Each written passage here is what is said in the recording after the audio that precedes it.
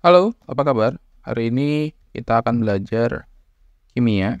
Kita akan belajar tentang senyawa turunan alkana, khususnya tentang sifat fisis dan sifat kimia pada materi alkanol dan alkoksi alkana atau alkohol dan ether.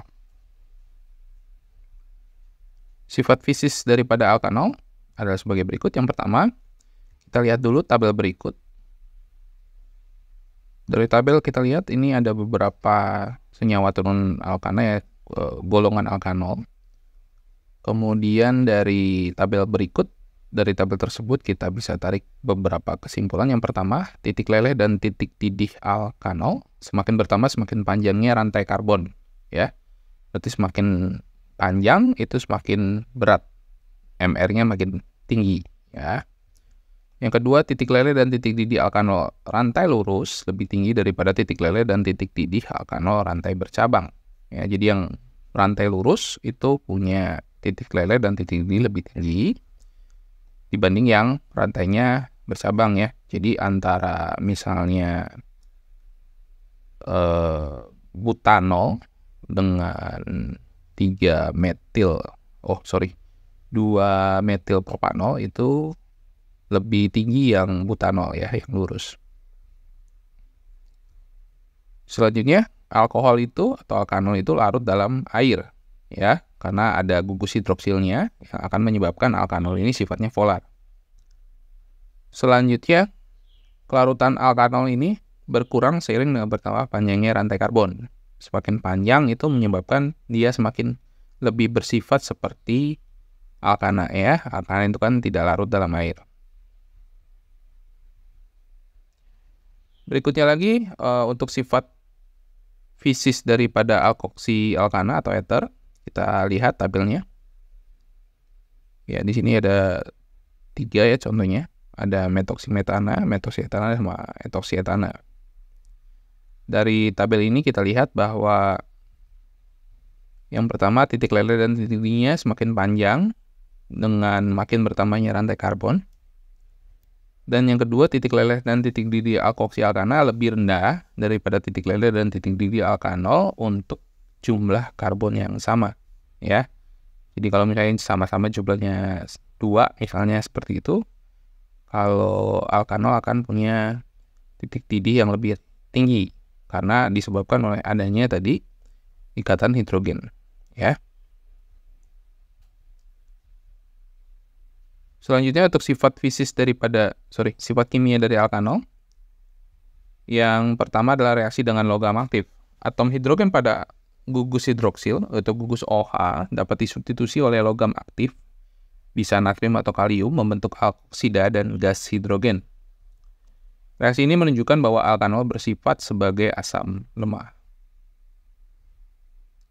Sebagai contoh kita lihat di sini, misalnya kita punya etanol ya, 2 etanol ditambah 2 Na menjadi natrium etoksida ditambah H2 ya, melepaskan gas hidrogen. Berikutnya adalah substitusi gugus OH oleh halogen. Gugus OH dapat disubstitusi oleh atom halogen apabila direaksikan dengan HX pekat. Dengan X di sini adalah halogen, berarti di sini kita bisa gunakan HCl atau HBr ya. Sebagai contoh, C2H5OH ditambah HCl pekat menjadi C2H5OCl ditambah H2O. Kemudian jika direaksikan dengan PCl3 akan dihasilkan C2H5Cl ditambah juga dengan H3PO3. Dan terakhir kalau direaksikan dengan PC5 akan dihasilkan C2H5Cl, POCl3, dan HCl. Yang berikutnya adalah oksidasi alkanol. Alkanol sederhana jika dipanaskan atau direaksikan dengan O2 akan membentuk gas CO2 dan uap H2O. Sebagai contoh, etanol ditambah 3O2 menjadi 3CO2 ditambah 3H2O dan ada kalor yang dilepaskan. Dengan zat pengoksidasi seperti misalnya K2Cr2O7 dalam lingkungan asam, alkanol teroksidasi sebagai berikut. Yang pertama, kalau alkanol primer akan teroksidasi membentuk alkanal, dan jika dioksidasi lebih lanjut akan membentuk asam alkanoat. Alkanol sekunder akan membentuk alkanol, sedangkan alkanol tersier itu tidak teroksidasi. Kita lihat di sini contohnya etanol. Etanol di sini begitu dioksidasi membentuk suatu senyawa intermediate ya di sini.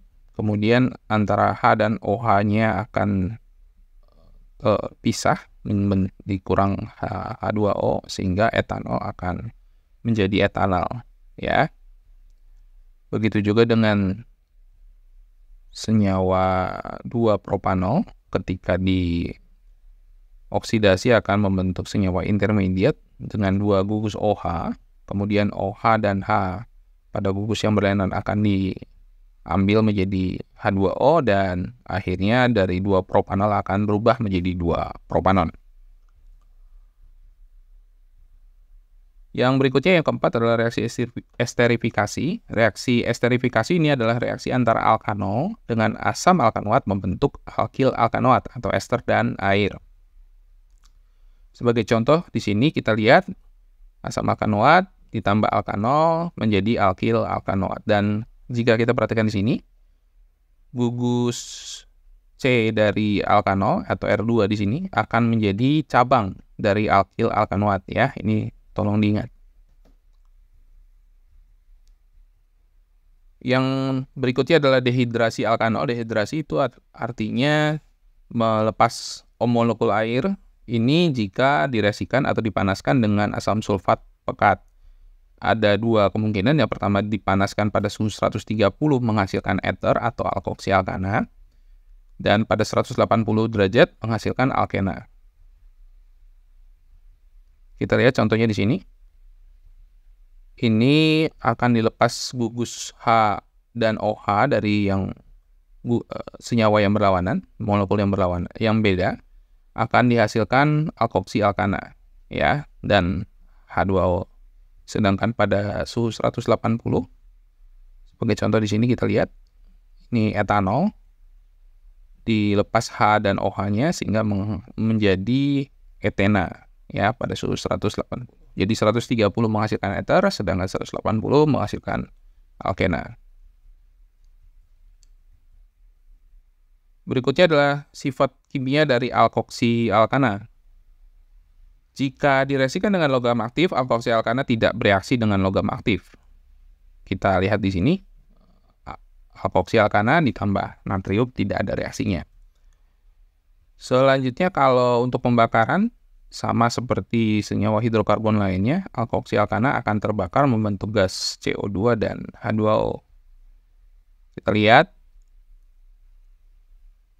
metoksimetana dibakar dengan O2 menghasilkan CO2 ditambah H2O. Yang ketiga reaksi dengan PCl5.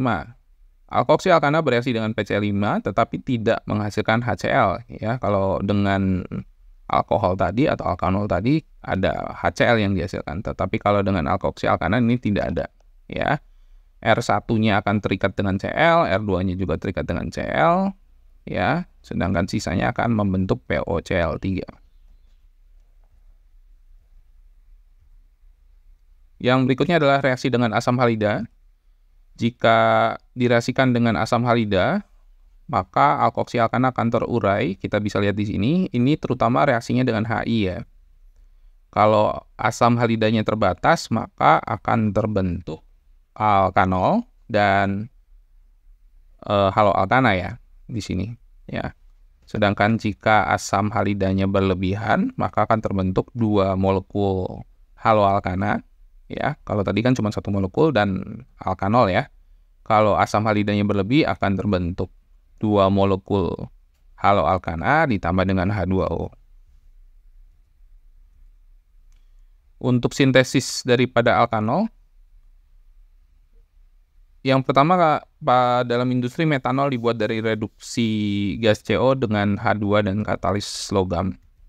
Sedangkan etanol diperoleh dari reaksi hidrasi gas etena dengan katalis asam pada suhu 300.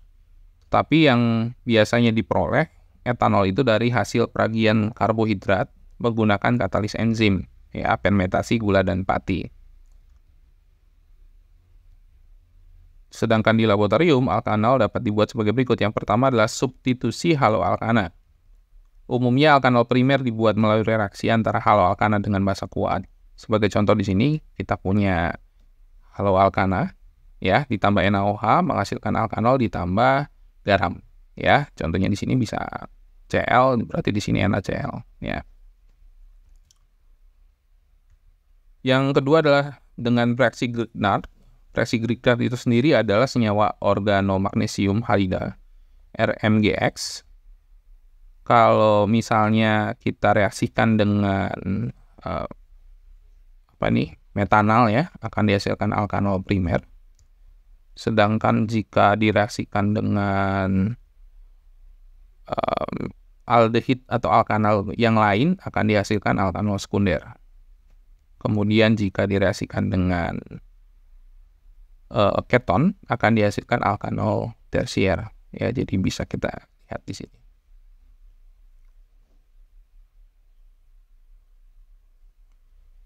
Selanjutnya untuk reaksi yang ketiga adalah reduksi senyawa karbonil. Senyawa karbonil adalah senyawa yang mengandung gugus CO, ya.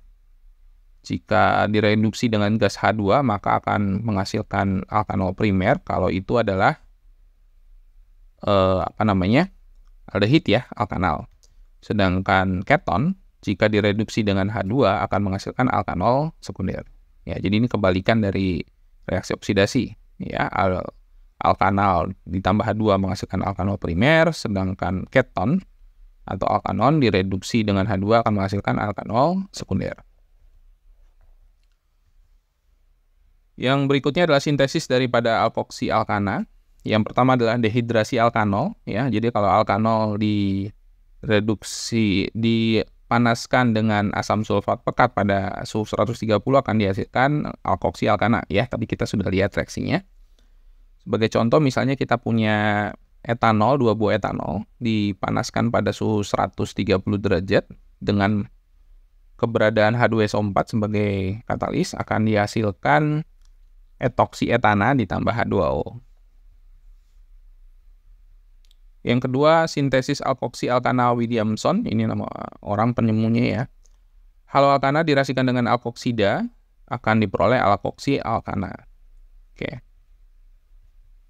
Bagaimana kita membedakan antara alkanol dengan alkoksi alkana? Dengan di sini kita lihat bahwa alkanol ini dan alkoksi alkana merupakan isomer gugus fungsi, ya. Artinya dia punya rumus molekul yang sama tapi gugus fungsinya berbeda. Nah, untuk membedakannya dapat dilakukan dengan dua reaksi. Yang pertama adalah reaksi dengan logam aktif. Alkanol akan bereaksi dengan logam natrium, ya, logam aktif di sini natrium, akan menghasilkan gas hidrogen, sedangkan alkoksi alkana tidak akan bereaksi. Yang kedua adalah reaksi dengan PCl5. Jika alkanol direaksikan dengan PCl5 akan dihasilkan HCl, sedangkan alkoksi alkana ketika bereaksi dengan PCl5 tidak menghasilkan HCl.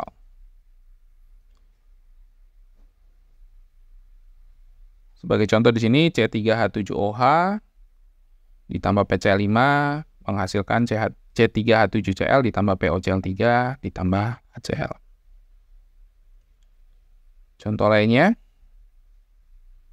kita punya CH3OC2H5 ditambah PCl5 akan menghasilkan CH3Cl ditambah C2H5Cl ditambah POCl3, ya. Jadi kalau yang atas itu ada HCl-nya, sedangkan yang bawah tidak ada. Jika video ini dianggap bermanfaat, jangan lupa untuk like and subscribe. Terima kasih.